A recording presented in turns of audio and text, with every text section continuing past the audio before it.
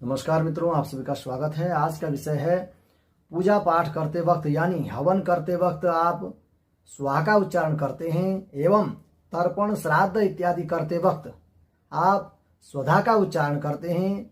इन स्वाहा और स्वधा का क्या है महत्व, हम लोग क्यों उच्चारण इनका किया जाता है, इसका अर्थ क्या है। साथ में पूजा हवन इत्यादि के पश्चात आप परिक्रमा करते हैं, परिक्रमा का क्या है महत्व, परिक्रमा करने का विशेष करके किन किन भगवान की कितनी परिक्रमा होनी चाहिए और परिक्रमा का महत्व क्या है, इन सभी बातों का ज्ञान मैं आपके समक्ष आज की वीडियो में देने जा रहा हूं। आप इस वीडियो को अंत तक अवश्य देखें। मित्रों, बात करते हैं हवन करते वक्त स्वाहा का उच्चारण एवं तर्पण श्राद्ध में स्वधा का उच्चारण इसलिए किया जाता है कि देवताओं एवं पितरों को धरती पर दिए गए हविष्यान्न तथा पूजा पाठ के द्वारा अर्पण किया गया फल जल इत्यादि प्रसाद इत्यादि को देवताओं के समक्ष कौन पहुंचाए और पितृकर्म में दिए गए पिंड दान जल इत्यादि तिलांजलि इत्यादि को पितरों के समक्ष कौन पहुंचाए, इस पर आपस में सलाह होने के पश्चात अग्नि की दो धर्म पत्नियां थी। स्वाहा को देवताओं के समक्ष जो धरती पर अर्पण किए जाते हैं यानी धरती पर अर्पण किए जाते हैं, उन सभी वस्तुओं को पहुंचाने का कार्य स्वाहा को नियुक्त किया गया और दूसरी पत्नी जो स्वधा थी उनको पितृकर्म में यानी पितरों को अर्पण किए गए तिल जल तिलांजलि पिंडदान इत्यादि सभी जो भी वस्तुएं पितरों को अर्पण किए जाते हैं उन सभी को पहुंचाने के लिए स्वधा को नियुक्त किया गया। वह अपने कार्य के अनुरूप तस्मै स्वधा उच्चारण करते वक्त स्वधा का आगमन होता है और आपके दिए गए तिलांजलि पिंडदान इत्यादि या जो भी प्रसाद इत्यादि अर्पण करते हैं उन सभी को पितरों के समक्ष वे पहुंचाती हैं। और इधर हवन इत्यादि में हम स्वाहा का उच्चारण करते ही स्वधा का आगमन होता है और उनके द्वारा हविष्यान्न इत्यादि देवताओं के समक्ष पहुंचाने का कार्य वह निभाती हैं। इसी तरह पूजा पाठ में स्वाहा का उच्चारण किया जाता है और पितृकर्म यानी तर्पण श्राद्ध इत्यादि में तस्मै स्वधा का उच्चारण करने का यह शास्त्र में वर्णन आता है। इसी तरह से दोस्तों बात करते हैं हवन इत्यादि के पश्चात आरती इत्यादि के पश्चात हम परिक्रमा करते हैं यानी देवताओं की परिक्रमा किया जाता है।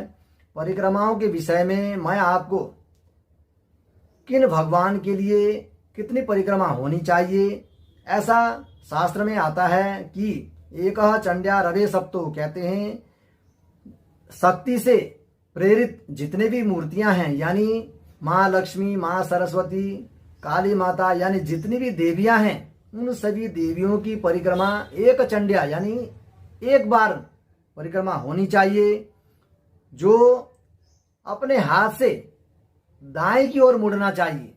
यानी कि जो परिक्रमा दाएं की ओर मुड़ी जाए वह परिक्रमा शुद्ध मानी जाती है, जो अपने बाएं हाथ की ओर मुड़ी जाए वह परिक्रमा अशुद्ध मानी जाती है। आप कभी भी खड़े होने के पश्चात आप राइट की ओर आपको मुड़ना चाहिए, वह परिक्रमा शुभ। व आप यदि अपने लेफ्ट हैंड की ओर मुड़ते हैं ऐसे इस प्रकार से मुड़ने पर यह परिक्रमा अशुद्ध मानी जाती है। जो भी कर्म आप शुद्ध करेंगे वह कर्म आपको लाभ पहुंचाने में सक्षम होंगे। यदि आप वही कर्म आप अशुद्ध करेंगे तो आपके लिए लाभकारी न होकर के आपको हानि अवश्य कर सकता है। देवी की एक परिक्रमा होनी चाहिए। रवे सप्तो यानी सूर्य भगवान की 7 परिक्रमा होनी चाहिए। एक चंड्या रवे सप्तो। तृतीय गणनायक यानी गणेश जी की 3 परिक्रमा होनी चाहिए। तृतीय गणनायक चतस्रः भगवान विष्णु यानी भगवान विष्णु की जितने भी भगवान विष्णु से संबंधित हैं, चाहे वे खाटू श्याम जी हों, भगवान कृष्ण हों, श्री राम जी हों या अन्य जो भी भगवान के जितने भी अवतार हैं विष्णु भगवान के, उन सभी अवतारों की परिक्रमा 4 होनी चाहिए। शिव स्यार्ध प्रदक्षिणा यानी शिवलिंग की परिक्रमा आदि होनी चाहिए। यानी भगवान शिवलिंग की आदि शिवस्यार्थ प्रदक्षिणा यानी शिवलिंग की परिक्रमा आदि मानी गई है।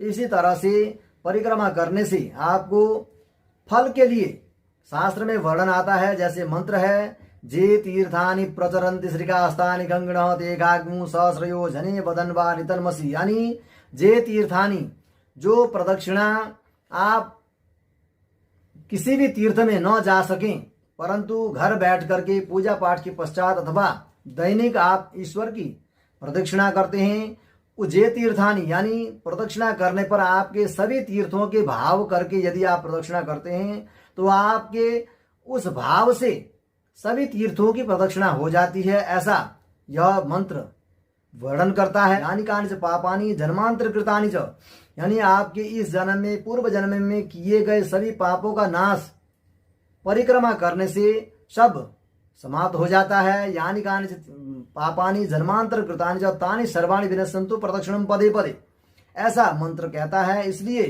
प्रदक्षिणा का भी बड़ा महत्व है, क्योंकि प्रदक्षिणा करने से सभी पापों का नाश होता है, सभी तीर्थों